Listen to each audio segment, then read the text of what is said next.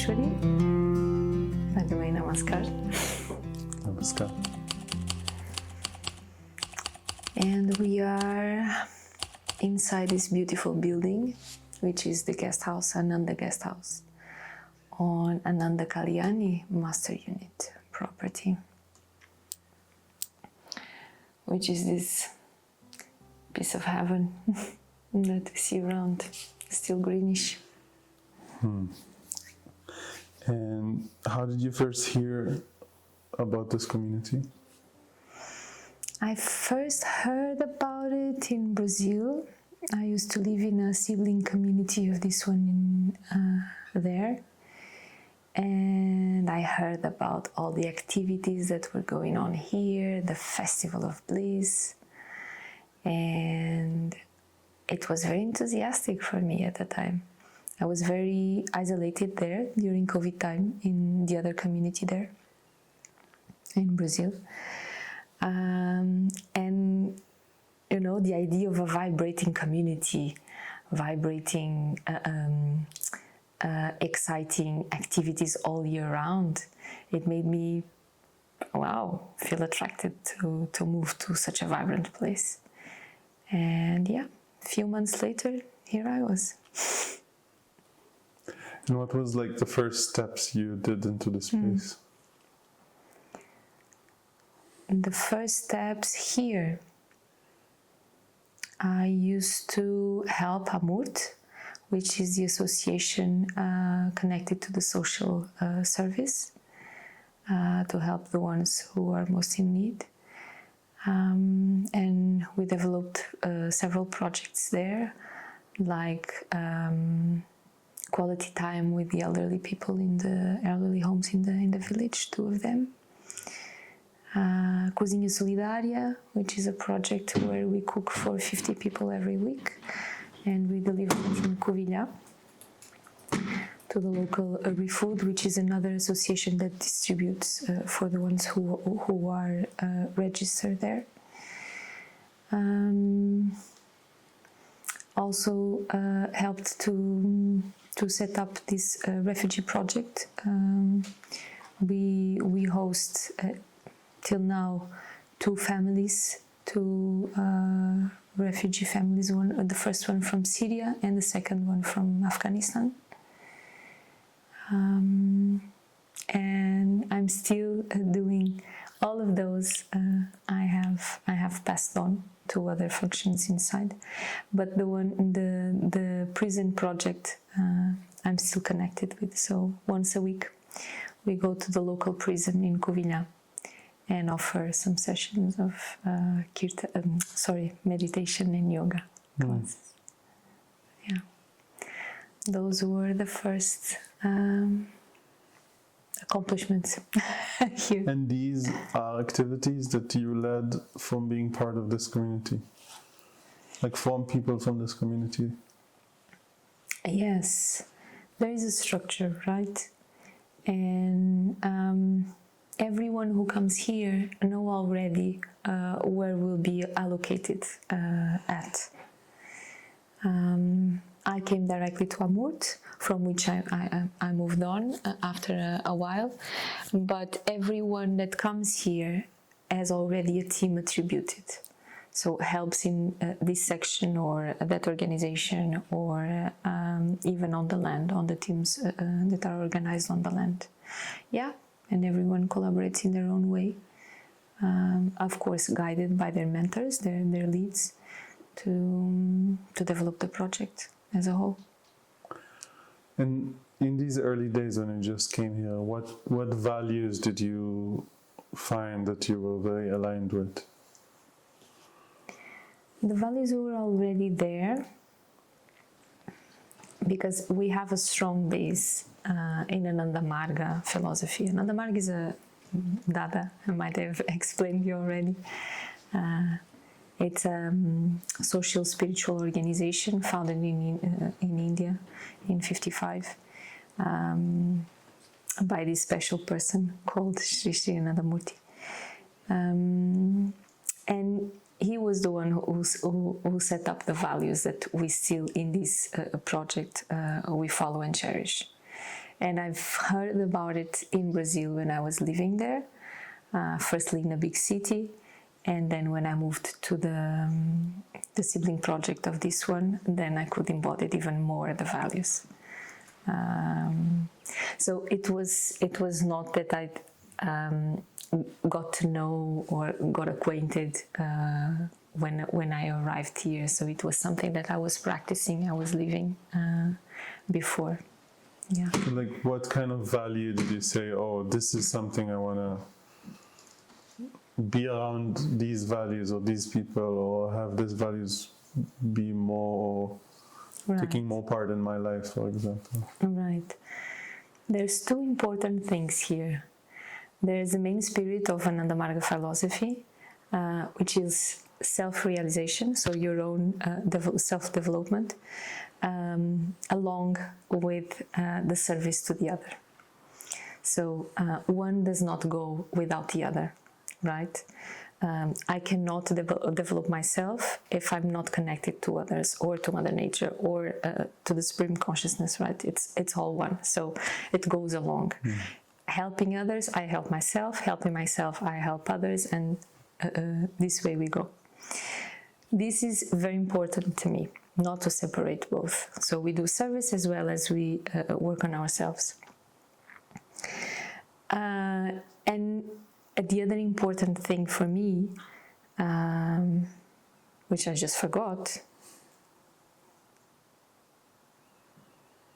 Oh God.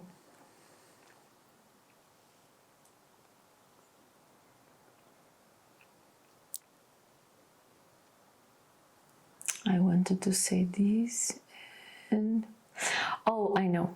I wanted to tell a story. What captivated me in Ananda Marga, and this feeling that actually caught me, it's one of the values that I cherish most, and I try to reproduce to others.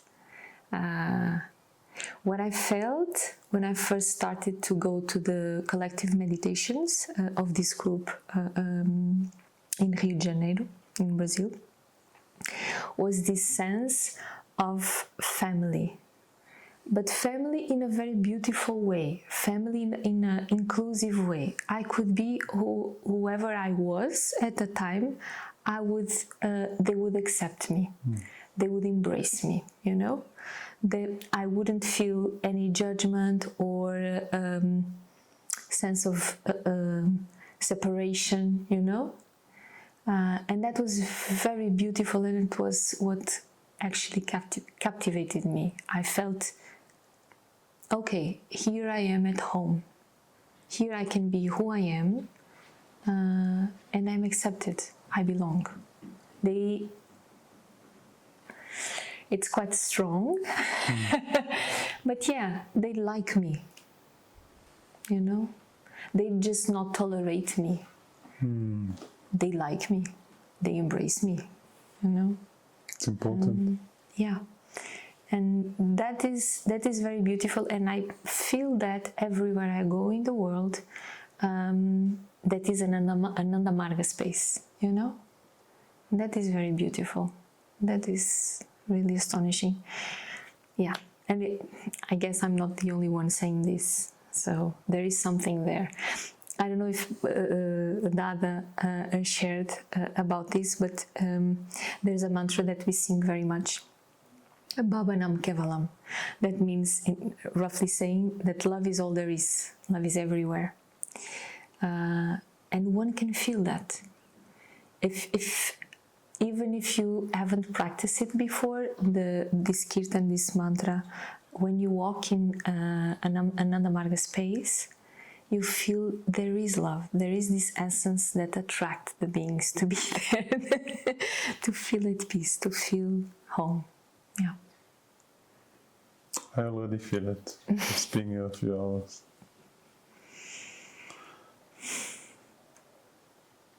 How did you have to change or grow internally? How? To live here, to fit in this community? That's very interesting, you know. It's a challenge when you are within a group of people. Well, always is, right? And even when the environment varies, being a work environment, being very relaxed, or a social environment like I don't know, or a sports environment or whatever, going to a cafe, whatever. It's always challenging when there's a lot of people around and you have to cope with different backgrounds, different characters, let's say, right? But it's even more challenging when you spend 24/7 with that same group. It's even more challenging when you share not only your leisure time, your meals time, your rest time, along with service time. So it's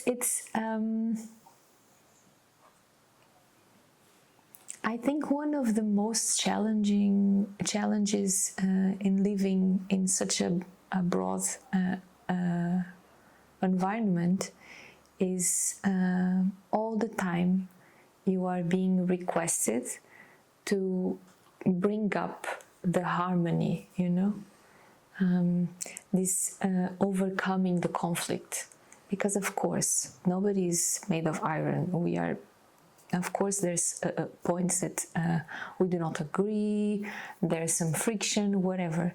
And being in such an environment that you cannot just close the door and not see the person for a while, or never gonna see the person again, you need to face the problems. You need to invoke the harmony to get along. And yeah, so we are always being reminded of being in your not your best place, being in your harmonious place.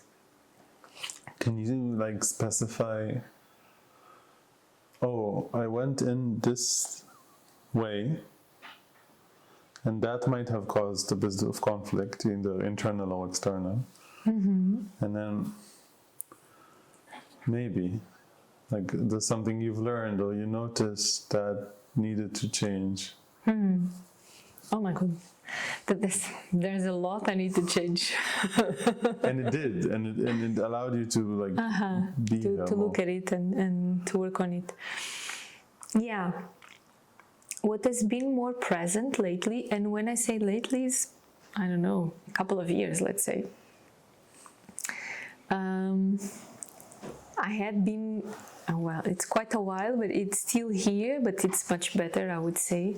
But there's still a lot to work on to get better on that issue, is to listen without reacting. Yeah. I'm not a very patient person, and I mean, my story, my character brings a lot of fire sometimes, and I'm still learning how to navigate that fire without before putting it out, you know. Yeah, this is a big challenge for me. And again, because of the need of being 24/7 with a big group of people. So it invokes the harmony. Okay, this is not healthy, neither for me, not for the others. So how can I make it better for everyone, including myself, right? Yeah, it's a process. Yeah. So, what do you feel is like the most important piece of inner work that allows you to live here in this lifestyle? Important piece of inner work. I don't know what does that mean, but I would say that it's required to be very much connected to ourselves. You know, to get know ourselves pretty well, our desires or lack of desires, our no goals, our boundaries. You know that it's, yeah, when you live in such a setup, when there's a lot of movement, there's a lot of rotation in people come and go all the time, different people, right?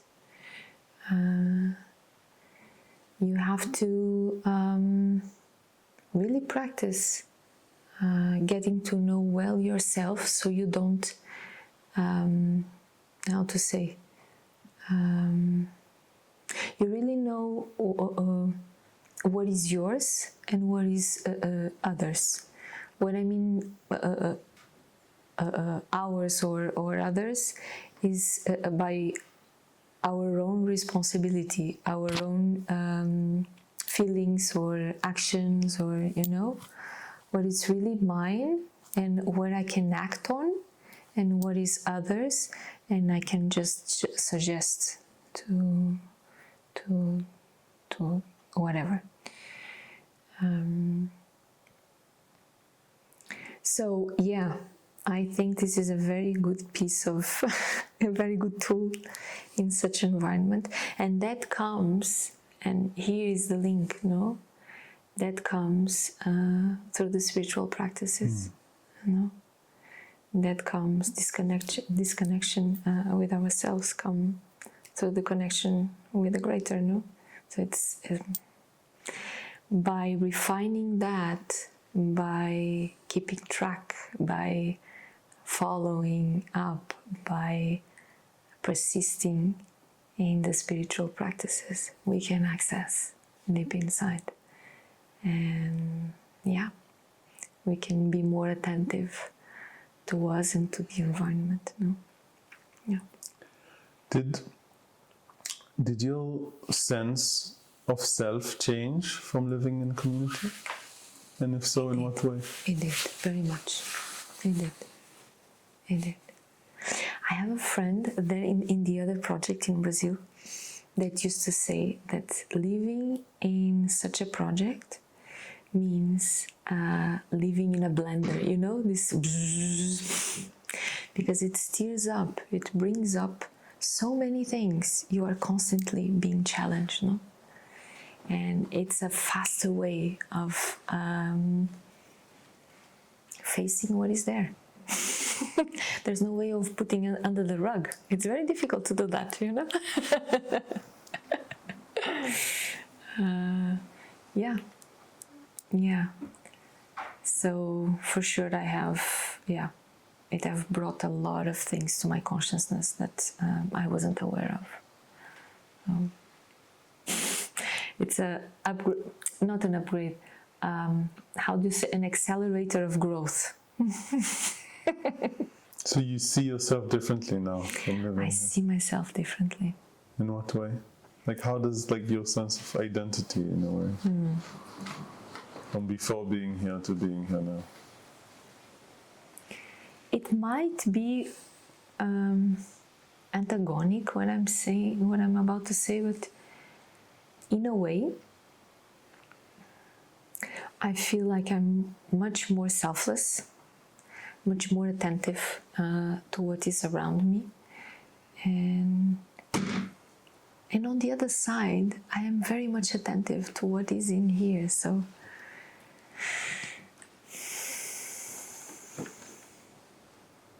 but not in a selfish way, I would say, just more aware. More aware. Maybe it comes down to consciousness. Yeah, maybe I can simplify this by saying that I guess I'm more conscious of what is going on here and here.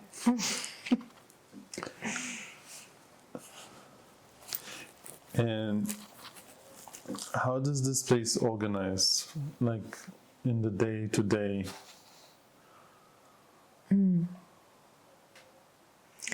Well, we follow a structure that was given by the founder of this organization, or we try to follow that structure. So it's kind of a system, a hierarchical system that makes it easier on the day-to-day life. So there's oh wow, it's really warm here.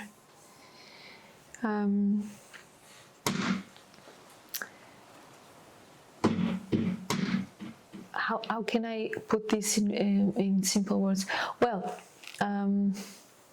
this system is like organizing the fields of work. So there are departments who do not live on the land or work on the land, but are around. And they are the teams on the land that provide for the daily and the activities, the events, and the guest house to run.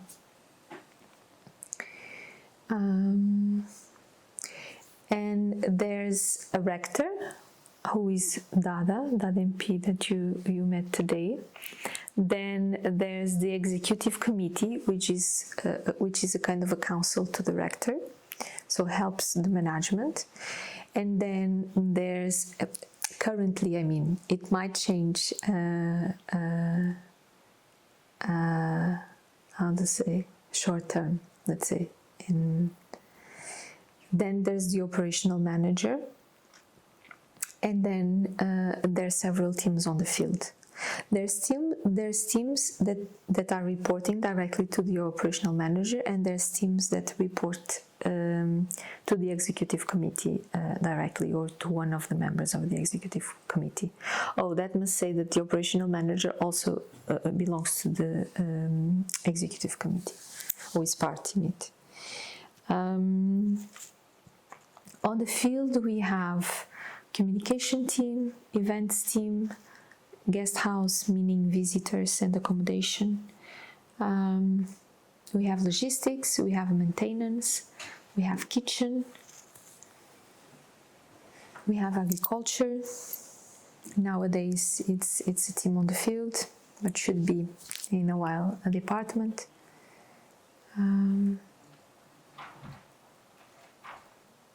I think I'm missing one. Well-being. Human flow, exactly, human flow. That is Franca. Yeah, those are the teams on the field that connected, help this place grow, develop, at the same time make sure that the daily life happens in a organized way. And then there's the departments, which are these associations that somehow are part of this big ecosystem, but they are not on the daily life on the field.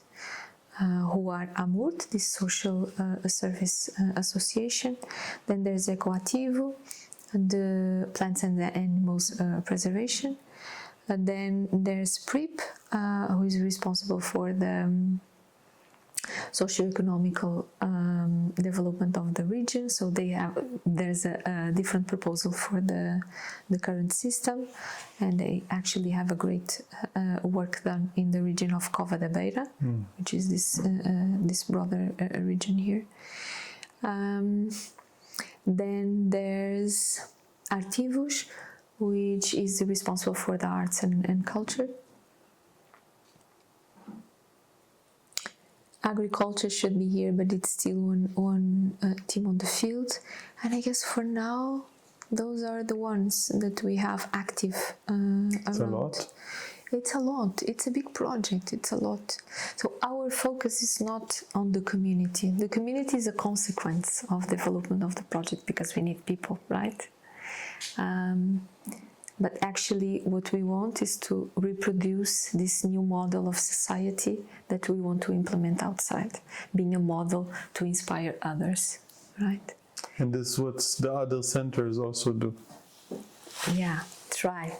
This one is apart from India, which is the first and the most developed one, there's already university, there's already hospital, and so on. This is, I would say, the second in the world that is most developed. The others are on the way. We are still on the way, of course, but the others are, they have less wings developed, let's say. But yeah, the main goal is to be a city, to be a model, to a new form of relating of society. Yeah. And how do you decide like who does what? Like someone comes here, he likes the place, he volunteers, and then just naturally they join a team, or there's some... Yeah, there's a process. Usually people don't just show up and then we see what to do. No, we try to, again, the harmony aspect comes. We try to do that process before people come.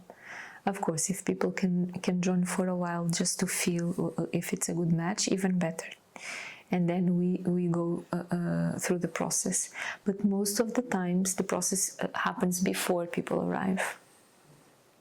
The recruitment process with Human Flow. Because we are so specific, no? We have so many special specificities, characteristics that not everyone feel aligned, right? And that's important for us. We have this very specific lifestyle. We don't eat meat. We don't eat several very conventional items like eggs or onions or garlic. And it might cause some clashes in some people, so we try to make a filter before. No drugs, no alcohol, no this and that, or focus on this or that. No? So it's quite specific, just to be with doors open, and then we see what we do with people. There's this very common sense of community, a lot of freedom. No, everybody does whatever they want, or nudity, or this and that, and we actually do not encourage that. On the opposite.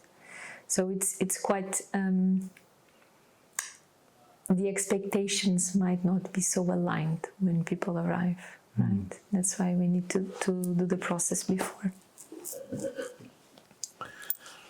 And how do you divide like resources between the community here? Food, money. If we divide? Like, no. I mean, how do you manage food, spaces, accommodation, money? Like, how does it work between the members of the project? So, I forgot one team that is important for the answer now. And the team is funding. So it's the team who looks for funding for the project. Our main source of income nowadays, are we okay? It's Erasmus projects.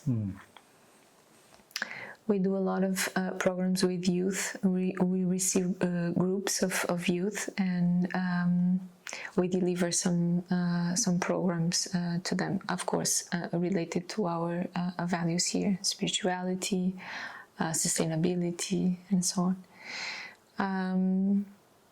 And we also receive a lot of volunteers that also come from funding programs like Erasmus. Besides that, we do events. Our more resourceful events, let's say, are two in the year, are the Ananda Marga retreats in the New Year's and in spring. And then we have the guest house, which is new and we expect it to be our main source of income on the next for the next months and next years. It's beautiful. It is. It is. And how do we divide it? Well, we pay mainly the bills to maintain all the structure and the daily life with those sources of income. We also have some donations, private donations. We also count on that currently. Hopefully in the near future we will not need for that. We will be self-sustainable, but we are not on that point yet. Almost there. And yeah, we use the money to maintain the structure, to develop, to betterments that need to be done, and also to pay key people to remain on the project, to inspire them to remain. Some people have families, so they need some kind of fixed income, and yeah, some key people that are very important, that are here since a very long time, that are very aligned with the project and the values. And yeah, that's how we use the financial resources. And even these key people that we pay, we are talking about the very basic minimum wage. It's how it's currently it's what we can provide. Yeah. And accommodation, you asked, we are very limited on that behalf of accommodation, actually. So what we offer for team members, for regular volunteers, are shared rooms or tents when it's possible, during summertime, of course. Here is very cold in winter time, so it's not really recommended to be in a tent. And we also have some houses in the village that we rent, and there we can provide more conventional structures, let's say, because here on the land, if you have the opportunity, we only have compost toilets, showers, open air, and so on. So in the houses in the village, they are very conventional, and people who prefer that kind of comfort can be there. And for team leads, the ones who are leading teams and have more responsibility and are more, let's say, demanded, they need more quietness and more mental space, so they have private rooms. We provide private rooms for them. Yeah, that's it. That's how we allocate people. How do you deal with conflicts here? How do you manage disagreements? Conflicts. I would dare to say we don't have so many significant conflicts. Of course there is, but on one-to-one, let's say. But usually people deal with that quite well, There's nothing really major that comes up. Sometimes there is people who are not aligned with the structure. It recently happened, I don't know, maybe 1 month ago or so. We had someone that was not adding to the collective, let's say. Was more of a weight than a positive add-on. And yeah, he was invited to leave. And that... Invited to not be invited. Exactly. Exactly. Yeah, and that stirred up some things in this person, and yeah, that became quite. It was not really confrontation. I mean, there was one moment of confrontation that dissolved, and actually the person on the day after just left. Even on the day of the confront would say, I will not leave, call the police to put me out, I will not leave. But actually, the day after just went away without no need to say anything else. So things get to dissolve. And what helps you build trust?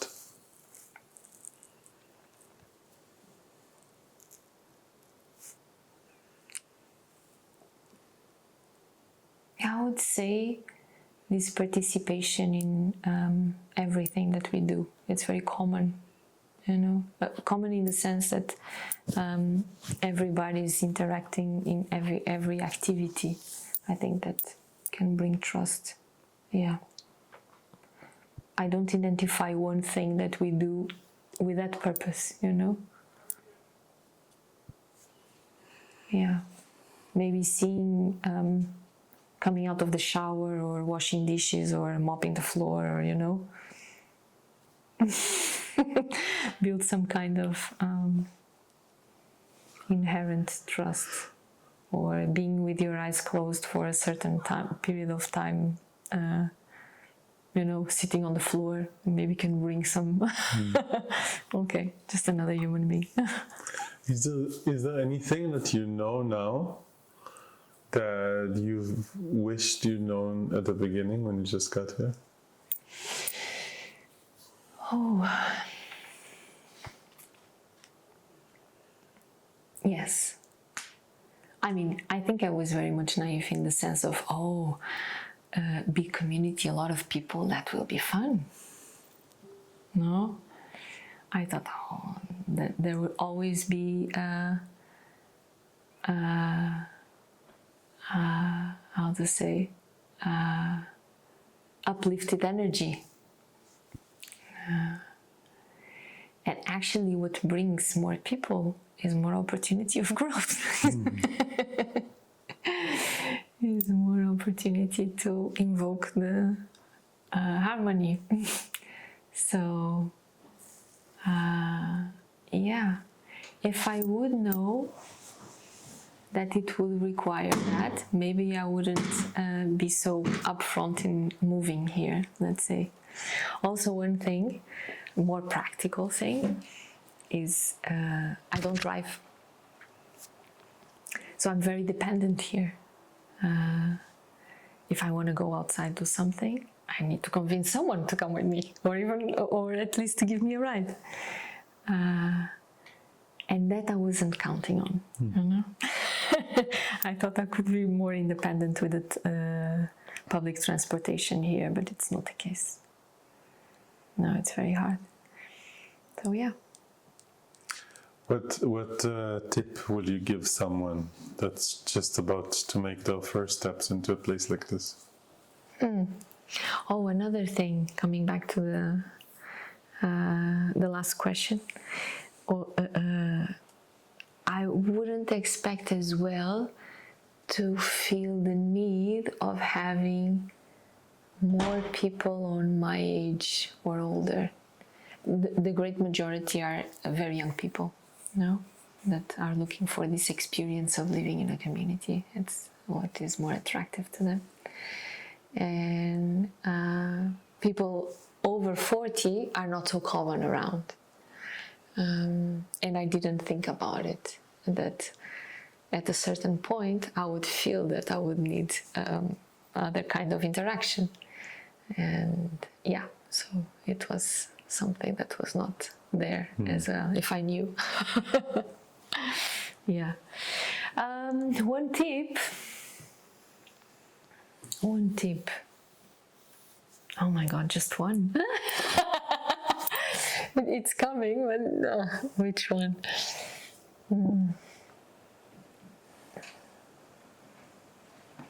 Be open. Invoke this openness, ultimate openness in you. Yeah, I think that would be from resistance comes a lot of suffering, no? So be open, come open. Practice openness, yes. Yeah. It's a beautiful sentence.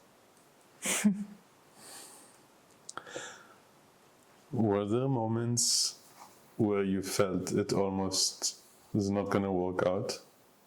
Oh, yes. And Oh, how did several. you move through that? Or how are you moving through that right now? Well, fortunately, we have a lot of tools, no? We teach here also some of those tools. And not to identify with what you are feeling, what you are going through. It's one of them. Yeah. Let it come, feel it, hold it, and let it move. Yeah. And giving time to the process, no? And not wanting to rush anything or any decision or any, yeah. Give it time, hold it. Not hold it in the sense of keep it, no. Hold it in the sense of contain it, let it be there. Allow you to feel what is there. Without any attachment, without any identification, no? And surrender to it, surrender to what comes from it. Let it unfold, no? Yeah, this is what I'm doing right now. For a while already, so yeah. How does it feel to hear these advices now, where you're at? It's very interesting.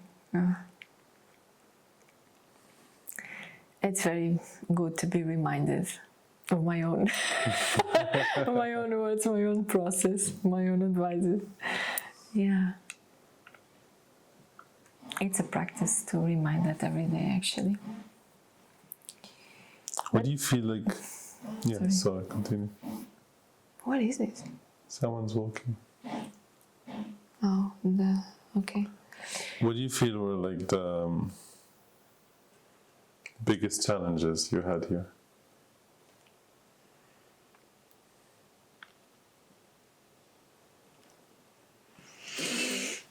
I would say two.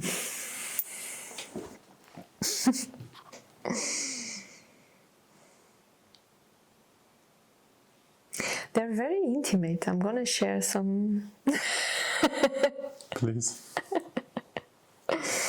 some intimate stuff. Well, the first one I have shared already, no?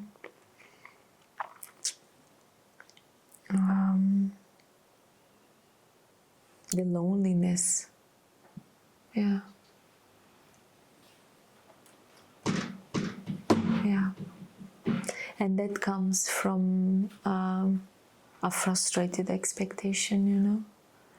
That comes from the desire of having a partner, a lifelong partner, and not being able to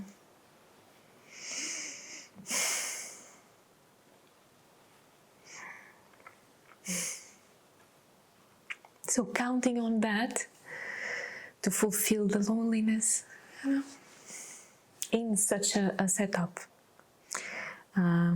where there's a lot of young people to relate with, so I do not resonate so much. This come and go. So when you find someone that you feel close, then there's another change, and yeah. So there's very much put on this partner that I'm longing for, and when it doesn't work, it's such a deep loss.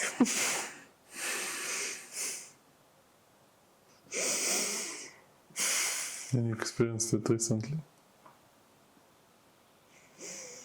Yeah, it's still hurting.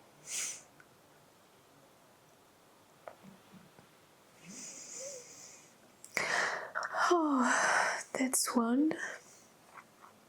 Do you share the space with he lives here too? Not anymore. Oh. not anymore. These few days. But yes, it's one of the founders of this place.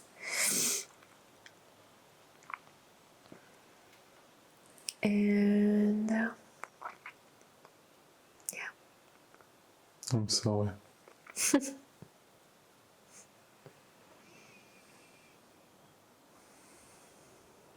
It's very difficult to hold.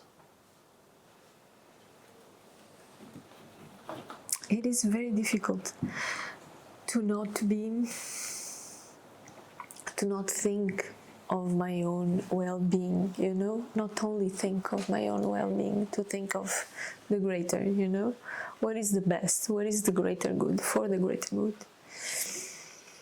And that was very difficult. Because it's a fundamental piece in this project.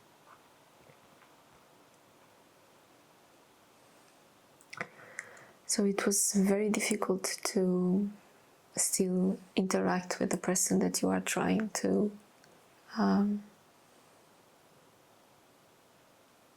to say, separate, no? Separate in different levels. But still you have to interact with every single day for the greater good. Wow. Very challenging. Yeah, I know. Oh, yeah. There was another one, but I forgot what was it. Oh, yes, I remember. I also shared this perception of not being in my best, in my better energy, let's say, according to my being. Yeah, I think I was leading, I was performing my role in a way that wasn't so much aligned with what I really want to feed in my own being, what I want to nurture, you know. So somehow it's a kind of violence against myself, you know, that I was committing. And yeah.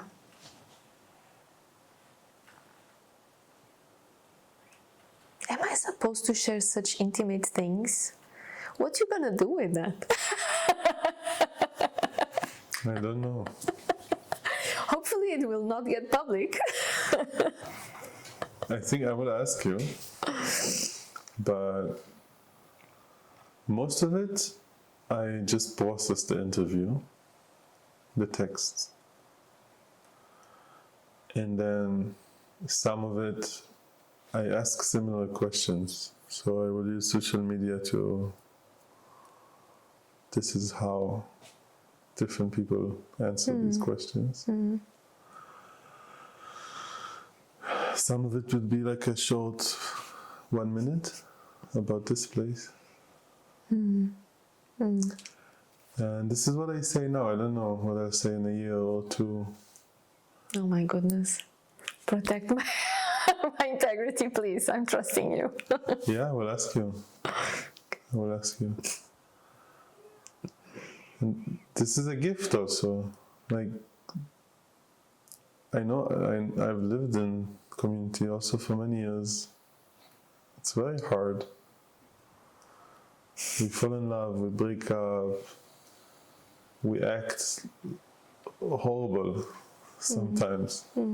Even we're good people, but if we're hurt, or we're angry or we're sad. And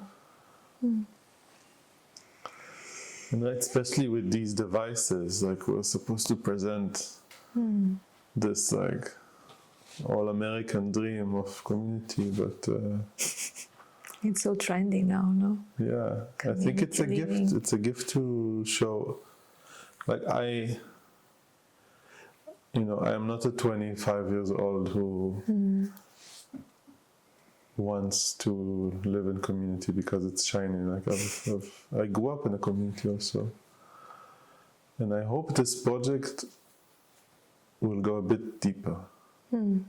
A bit deeper, I mean that it will be beneficial for people who have no idea, and their sense of community is like going to a festival or having an online following or whatever, to people who live like this for 50 years. Can also like, oh, you know, I've been that person. I've been a leader of a project on a land that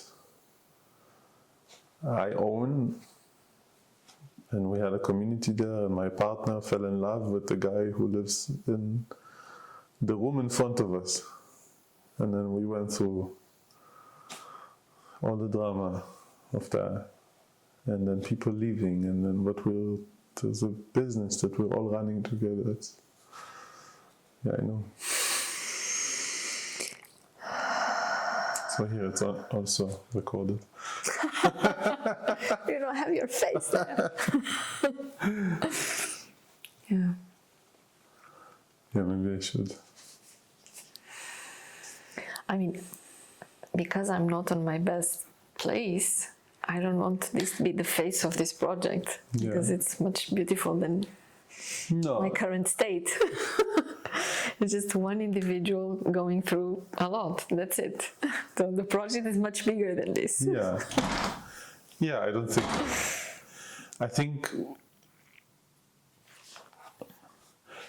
think you represent Ananda. I think you represent a human who's feeling lonely, as we all are feeling lonely. Doesn't matter if we're in partnership or in community, or not in partnership or not in community. And you're doing this thing that so many people want to do, and talk about it, and romanticize that. And then what most people, they come and they run as far as they can within a month to 6 months. That's most people. So I think talking about these things and showing yourself in that way, I don't know how I'm going to use it. Please be mindful. Of course. And I will ask. It really depends, right? It depends where the people are going to take this. Yeah. If more people will be brave and open up in this way, so maybe there's going to be something about that.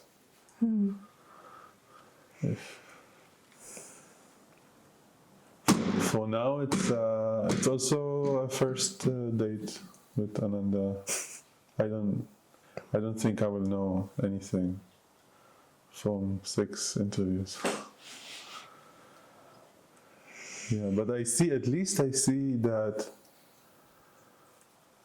I've sat in different countries with different people who live 5 or 50 years in a place, and yeah, the challenges are the same everywhere.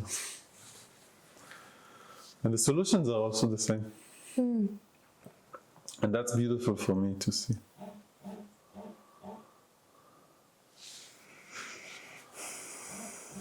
The solutions being generous. Generous with ourselves, patient, trusting.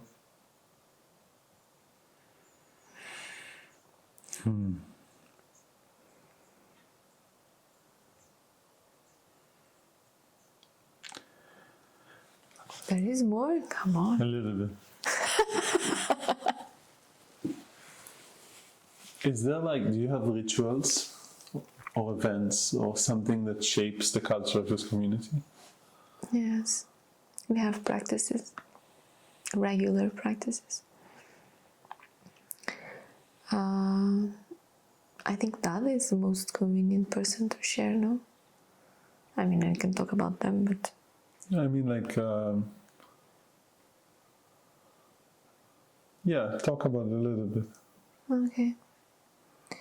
The most common ones that are shared and done collectively are the morning kirtan and meditation and evening kirtan and meditation. We encourage people to do it together, but of course people can also do it on their own. We gather in the yurt or in summertime. If it's too hot inside, we do it outside in samadhi space. And we play, one person plays kirtan and the others follow by singing the mantra together and doing the according dance, Lalita Marmika, for half an hour. And then we sit silently in meditation. It's an open-ended meditation because it depends on the person. Yeah. So twice a day. We also offer yoga classes, but not as much on a regular basis as the meditation, because it depends on the availability of the people who volunteer to do that. And there's an even broader collective meditation once a week called the Dharma Chakra that happens on Sundays, and for that people from the wider community around come, and we also share a meal at the end. Yeah, and then of course there's others, but they are very individual. Yeah. Do you have like a yearly event or? The two retreats I have spoken about, the New Year's retreat and the spring retreat, where come more people, actually even from abroad, not only Portugal-wise, but even from other places. Usually we gather on the land a bit less than 100 people. Yeah. There's also the festival, another festival of bliss, once a year in summertime, August, around July, August. But that's not really directed to the Marga community, to Ananda Marga community. It's more open to everyone. Of course, we also offer yoga classes, kirtan and meditation, but also other kind of activities that are pleasant to everybody, including children, so it's family friendly. We also fast on a regular basis, and that can also be considered kind of a collective practice. Depending, we can fast twice a month or 4 times a month. But usually Margis do it twice a month. For how long? We call it a day, but actually it's a bit more. It's from dinner until the breakfast of the 2 days after. So it's around 36 hours, something like that.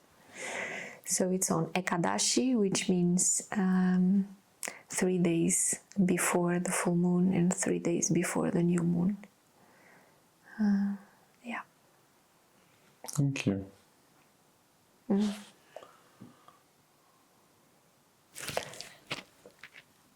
We made it. 59 minutes.